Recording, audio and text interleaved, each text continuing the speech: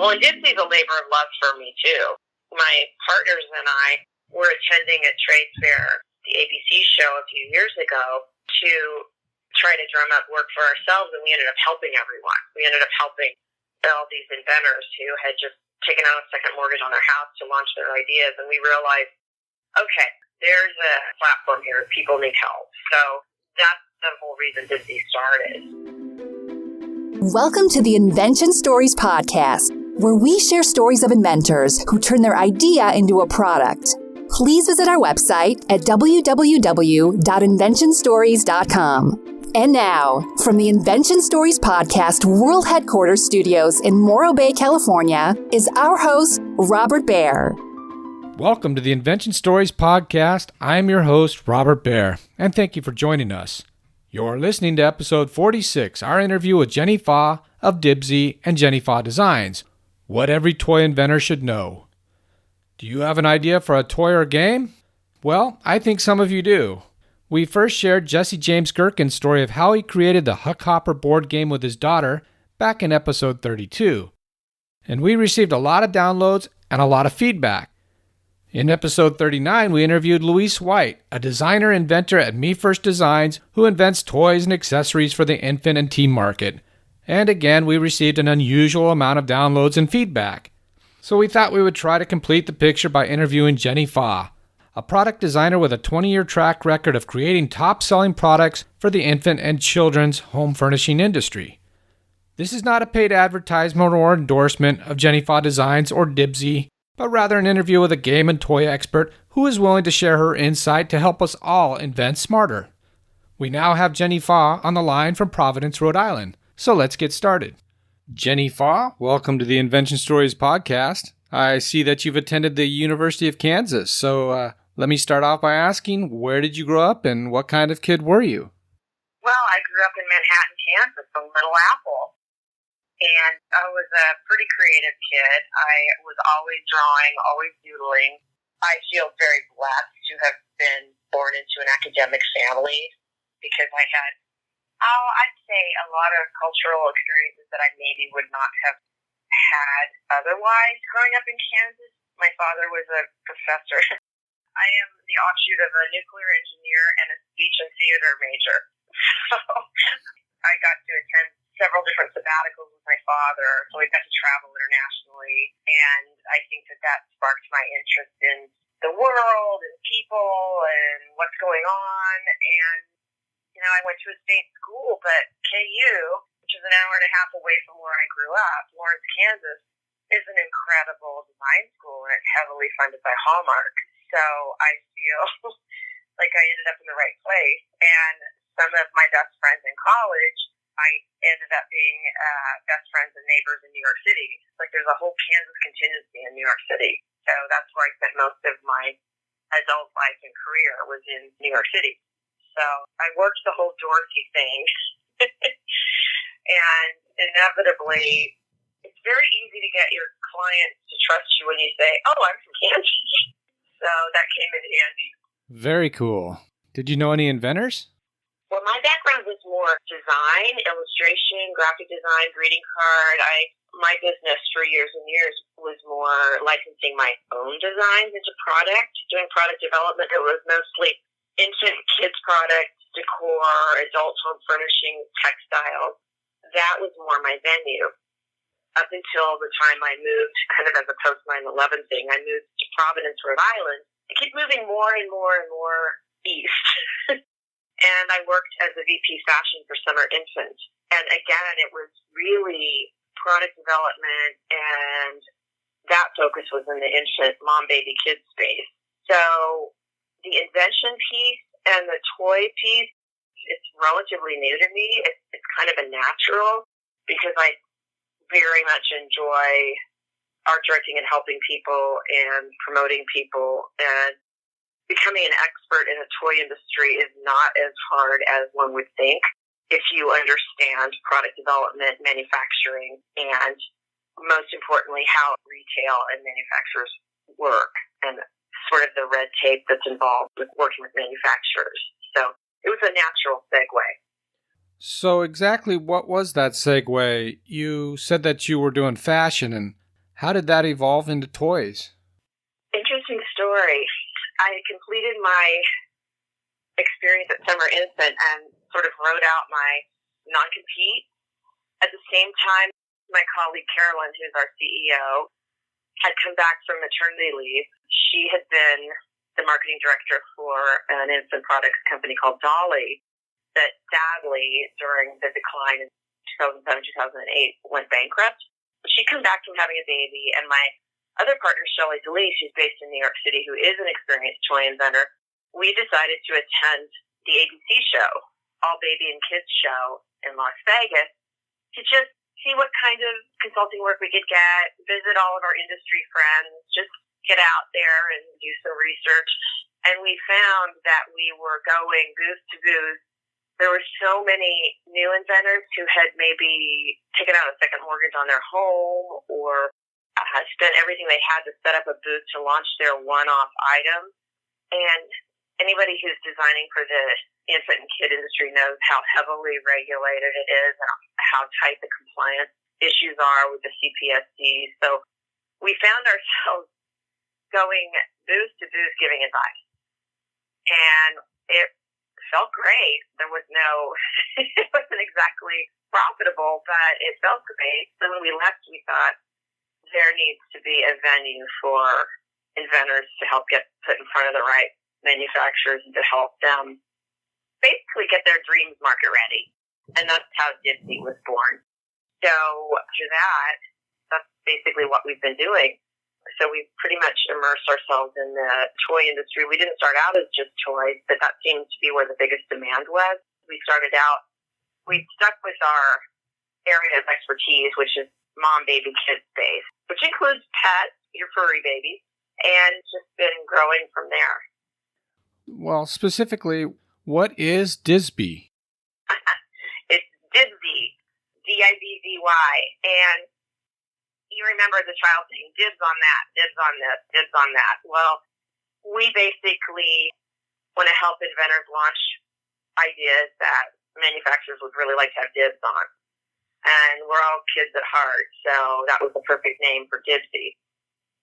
Our URL is getdibzy.com, but basically the business name is Dibzy. And it's been a labor of love. We've got a great community of inventors, and it's very collaborative. We've made great friends and had some really incredible relationships building with some of the major manufacturers. And I tell you, we learn as we go. We've learned a lot, and we've come a long way. And we're in our third year. Our first toy fair was 2016, and it's just been a blast. I think for me, the biggest thrill is being able to interact with so many incredibly creative people and to help all these incredibly creative people work on ideas that I know almost too much about how to trim cost out of items, how to do great pitches, how to research the trends, how to understand where concepts would actually fit at retail. So we like to call it circling the bases. We can look at a concept and then circle the bases of where does it fit at retail, where's the white space at retail, what's happening with trends, what's going on. As everybody knows, the toy industry is very licensing based. What's happening, what movies are coming out. Trends have always been my favorite thing, so I think that's where we excel. Now, how is that Dibzy? How is that different than Jenny Fa Designs? That's a very good question. Jenny Fa Designs is pretty much the continuity of where I started. Jenny Fa Designs, when I first left Kansas City, of course I mentioned earlier, my school was heavily funded by Hallmark. Well, instead of moving to California for a glamorous life after school, I ended up getting a job at Hallmark, which turned out to be a great thing. I worked at Hallmark for a few years. And I think that once you've worked at Hallmark, you can take the girl out of Hallmark, but you can't take the Hallmark out of the girl. I really enjoy doing gift wraps and greeting cards and that type of product. And when I first moved to New York City, I did a lot of textile design. I had a print design studio, etc. So that's still my love, and I keep going with that. I always keep my own personal artwork current and continue to build that. But Dibzy gives me the opportunity to exercise my skills in teaching and helping and really working with a huge group of people. I'm very much of an extrovert, so that fulfills that piece of my personality. And as everybody knows today, you really always have to have a couple irons in the fire. Oh, for sure. For sure. I can understand that. Now, I wanted to give like an overview of your experience before we get into the nuts and bolts of things. So, say there's someone who has never invented before, except maybe they've listened to the Invention Stories podcast.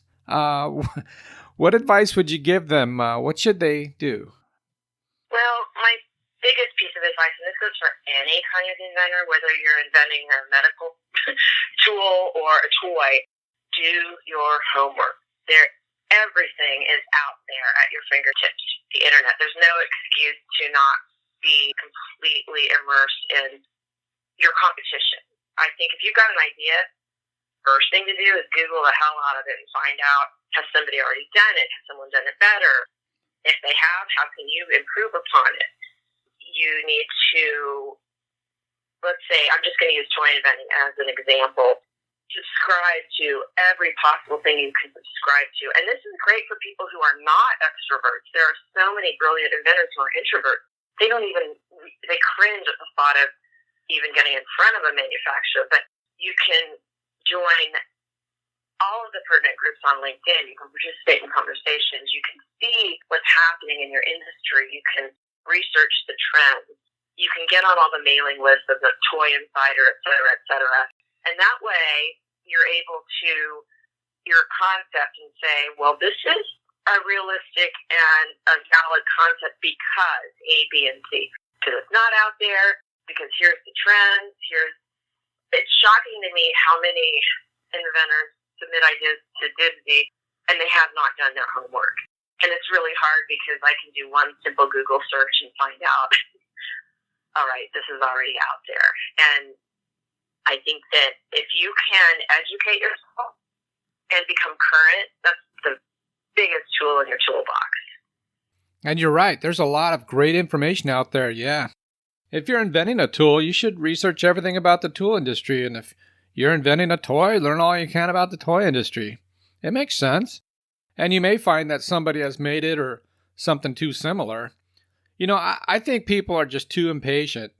They know they have a great idea, but let me ask you, how do you know if an idea is good?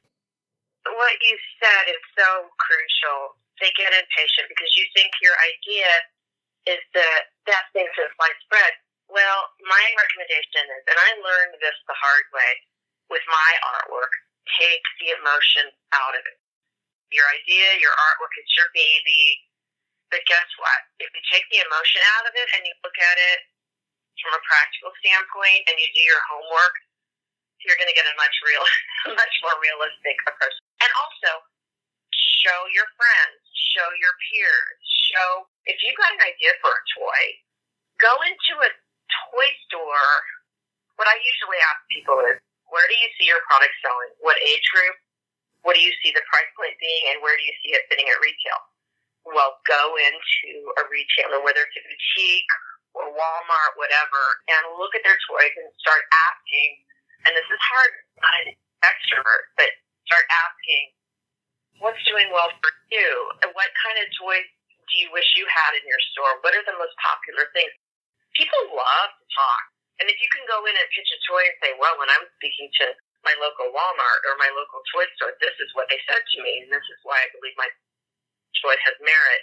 And there are also all kinds of things that you can do on SurveyMonkey, or you can chat with your Facebook community. There's so many ways to test an idea before sinking money into it that you almost have no excuse not to.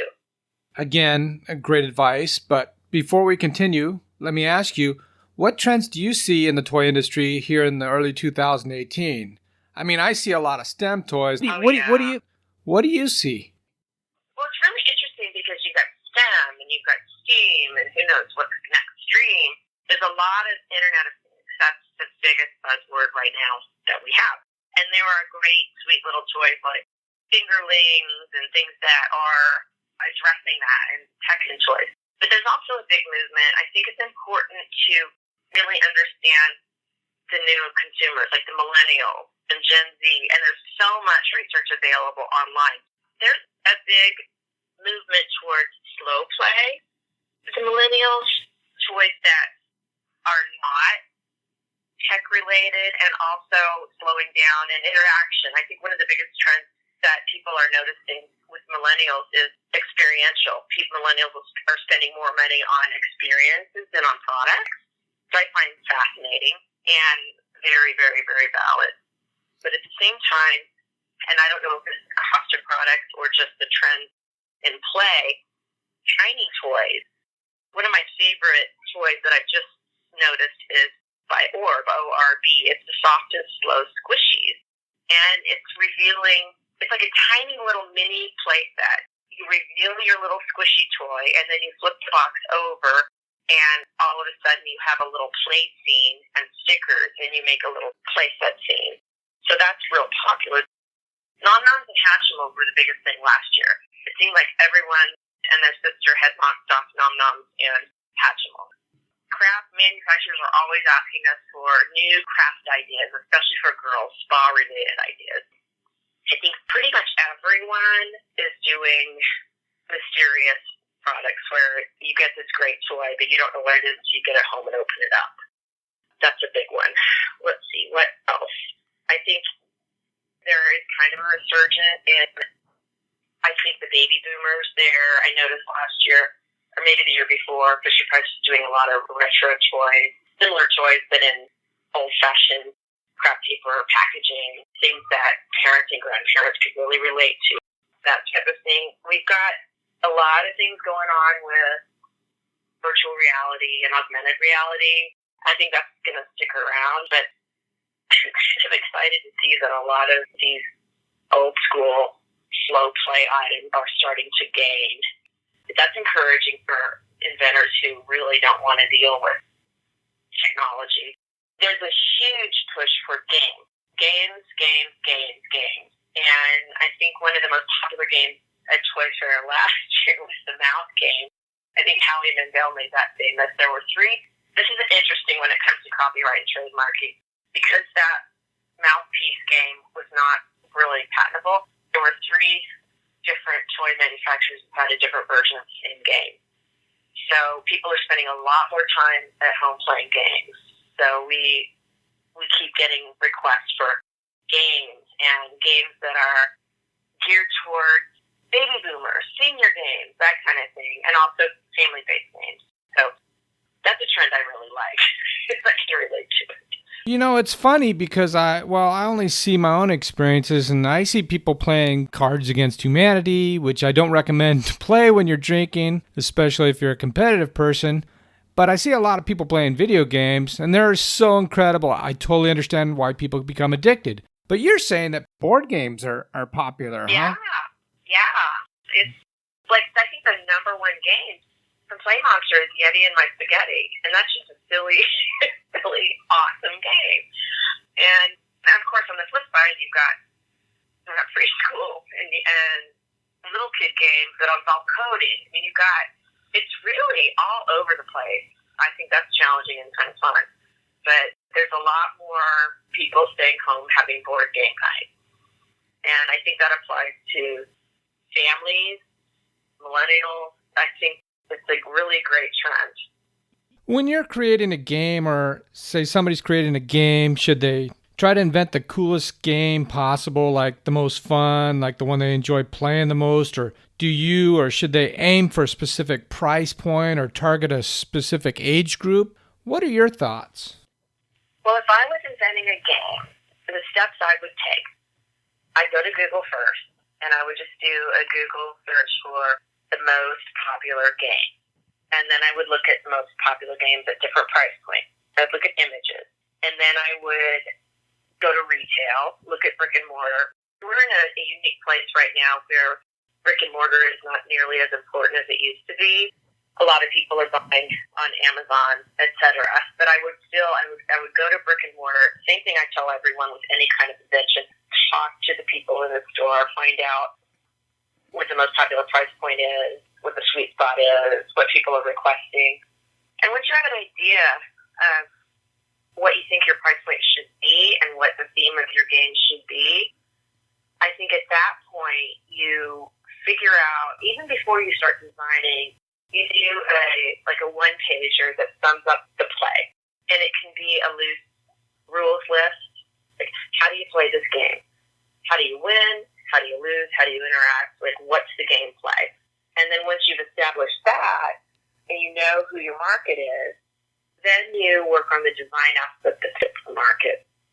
We have one inventor in our community who happened to be a baby boomer, and he wanted to create a senior moments game. Well, senior moments, if you Google it, there are hundreds of senior moments games, but he figured out where the sweet spot was and what set his idea apart from everyone else's. Based on that, he created his game. He works as an illustrator, and then before taking it further, actually mock up the game and play it.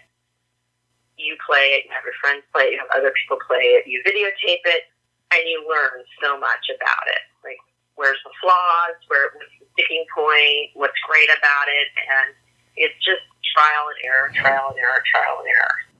If you're going to invent a game, you've got to have a lot of people play the game so that when you are in front of a manufacturer and they ask you a question, you've got an answer because your game is basically been through, it's been through the testing phase. So it's your own focus group. Okay, so let's say you've created your own, maybe you've gone through Dibzy or somebody's created their own and they've got it ready to go, they've got everything. Should they try to license it or should they call on manufacturers? What would you recommend at that point for somebody to do? Well, a couple of different things. I think that it's okay. We've had a few people who wanted to self-manufacture. That's really hard, especially with games, because with games, consumers tend to go to the tried and true game manufacturers. So if I were inventing a game, I would create the game and find the manufacturer who I think needs that game. I would study their product line and say, okay, here's your line, here is white space in your line. I think you really need this game to round out your assortment, and I would want to work out a licensing deal.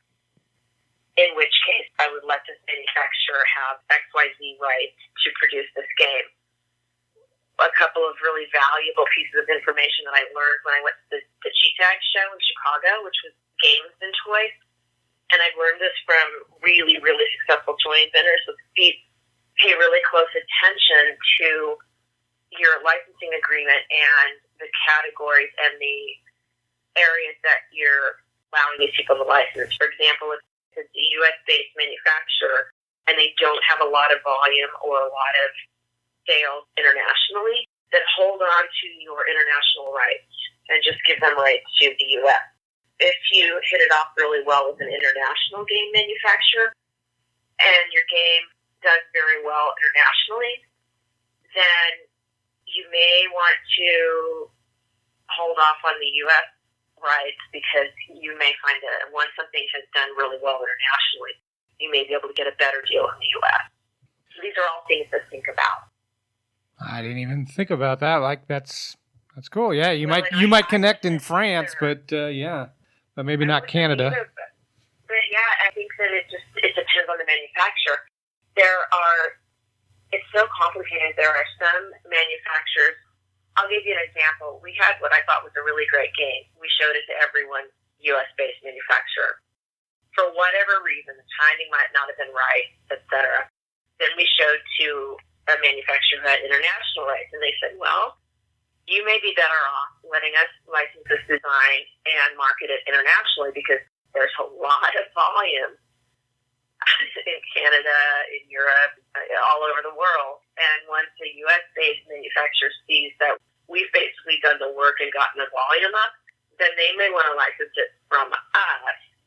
You basically are paying two different manufacturers. You're getting a royalty from two different manufacturers, so you lose a piece of it, but you may have never ever sold your game to the U.S. It's really tricky. I had one inventor I met who said that initially he worked internationally and then let them take the license domestically. Next game, he only gave international rights and sold his rights domestically after the international company had gained momentum. And these are things that you don't really know until you've lived through it, or until you've gone out there and you've talked to these people. So those are all things that when working out a contract, possibly a new inventor might not think about. But it's real important to either have a good lawyer, a good attorney to help you negotiate, or talk to a lot of people. Put your question out there in one of the toy groups. Before you say, oh, I'm so excited to have a contract, and you just sign your life away. Ask a lot of questions. I do want to ask about the patent process. Like, should somebody wait till they're completely done with the prototype and then get a provisional patent, or what would your advice be on protecting? Should they patent at all, or should they just try to bring it to the market? What's your take on patenting? It is the age-old dilemma. I have a cute story. We have a very great advisory board, and we brought up this concern in front of our advisory board, and at one end of the table was the general counsel for Procter & Gamble, and the other end was the former CEO of a toy manufacturing company. Procter & Gamble guy says, patent, patent, patent. The toy guy says, don't patent, don't patent, don't patent, because anyone can get around a patent. I've literally had buyers send me toys and said, here, I need you to knock this off. Here's the patent, get around it. That's messed up. For the record, I would never, ever do that, but that's the reality. That's what happens. Here's what we do. This is our formula. Because a lot of inventors can't afford the expense of a patent, we do have several manufacturers who only want to look at patentable items, but here's what we recommend. And we do have attorneys that we recommend, and the U.S. Patent Office is pretty incredible and user-friendly to work with. We recommend at least, if you've got an idea that you believe is patentable, and you can get a provisional patent basically buys you a year. Utility, I'd say don't even get a design patent. Utility of patents are what's important. If you can get a provisional patent, I think, for $1,000 to $2,000, you've got to use a patent attorney to help you write it up properly, or it's not even worth it. So you can get a provisional patent, and with the idea that this is going to sell, and once it sells, you're going to complete the patent process, then you can label your concept patent pending. You've got the documentation. You're much more protected than if you didn't have that at all. You're not as protected if you had the full-on patent, but it gets you to the next step. And then once you sell in the product, or you have a lot of interest in the product, then you're justified. Because unless you're independently wealthy, and if you're a pretty prolific toy inventor, you could go broke just applying for patents. So that's my advice. And I would do that before even trademarking the name. Chances are your name is going to get changed. It's just the way it is. It's going to happen. But if you can, get a provisional patent.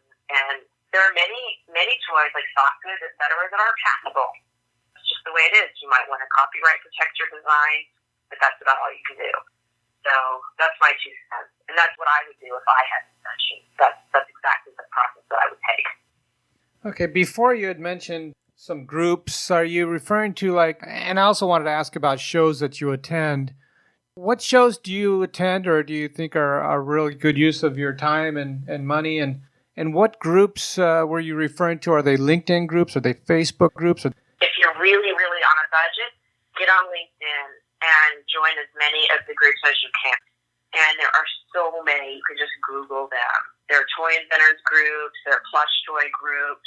There are lots and lots of groups. And I think as far as trade fairs go, toy fair is hard if you aren't already established. It's very expensive, and a lot of the booths are closed.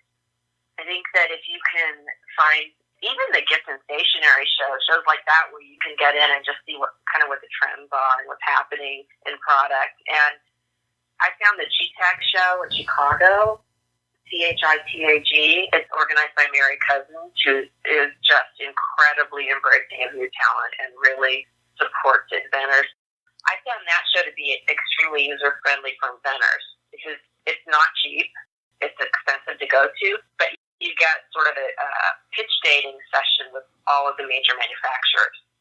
The other thing, Women in Toys is an incredible organization to belong to, and they do a fall toy preview at the Dallas Trade Fair.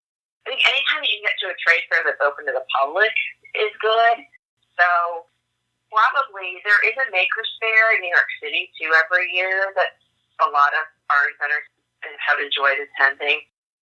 I say, well, if you're on a budget, you can do a lot of your homework online.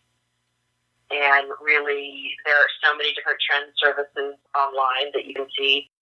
You can go to Pinterest and learn a lot about what's top toys. You can get on mailing lists for different toy blogs and different toy manufacturer blogs so that you've got constantly getting bombarded with information in your inbox. So you can stay current, like pay attention to what the toy awards are. That's probably the most helpful for me, is getting the mailings of who's up for a toy award, and you kind of see what your competition is. I hope that helped. I mean, that was a pretty general answer. I hope it helps too. I hope it makes the difference for our listeners. I do want to ask, because you did bring it up, what makes a good pitch? I mean, it seems like you've made a lot of pitches, and just in your opinion, what makes a good pitch? Passion. You've got to be in love with your idea, and it's got to be, sadly, nobody has an attention span, so under a minute. We have the most luck with pitches that combine a video and still slides. So we may have a deck that has the name of the product. Don't clutter it up with a lot of copy. Maybe you just have like 5 key features of your item. And it can be 1 to 3 slides that show how it works. And then if possible, it works like breadboard example that shows how it works. If you don't have that and you can't do that, if you have a great idea but you just can't afford to render it, then just have a great 3-slide pitch that visually explains how it works, gives an idea of the age range, why you're going to love it, and then know in the back of your mind how this is better than what else is out there and why this kicks the competition's ass, and pretend like you're doing an infomercial, basically. That's what the pitch should look like. Okay. When you mentioned passion, I truly haven't found an inventor who isn't passionate about their invention, so that shouldn't be a hard thing. But I did want to ask you, because the reason that I guess that we came in contact is because you've worked with Louise White, and we have previously profiled her. I don't know if you're at liberty to discuss, but would you like to say anything about what you worked together on, or any sort of... Sure. Yeah, Louise is great. She's one of our stars, and she's great at collaborating as well. She will help other people, and she will also come to us and say, hey, what do you think? I've got this idea. How can I make it better?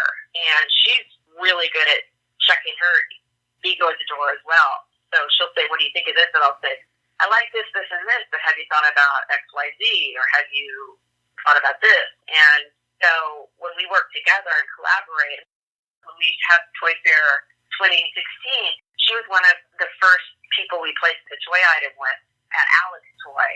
It was actually renamed Barber in a Tub. And she learned from her kids. I mean, she gets some of her best ideas because her kids inspire her. And her son was petrified of getting his hair cut. And I'm thinking, man, when I was a kid, I loved getting my hair cut. Well, I didn't have to get my neck shaved with a razor.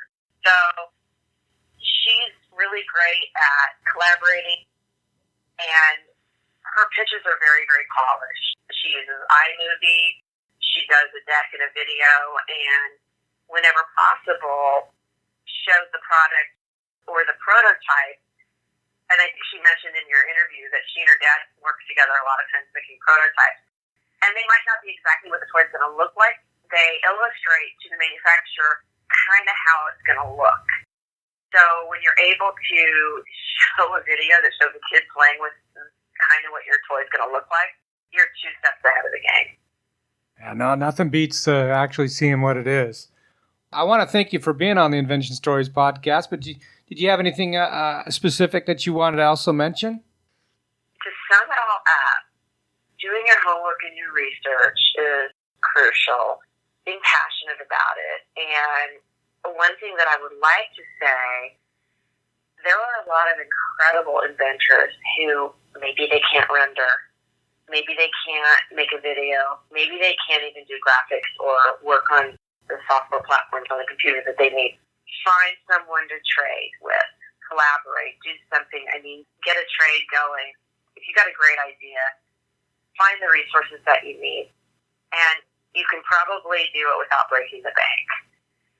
I think that's the most important thing. Don't be discouraged by your lack of skills. Figure out what you need to get it done.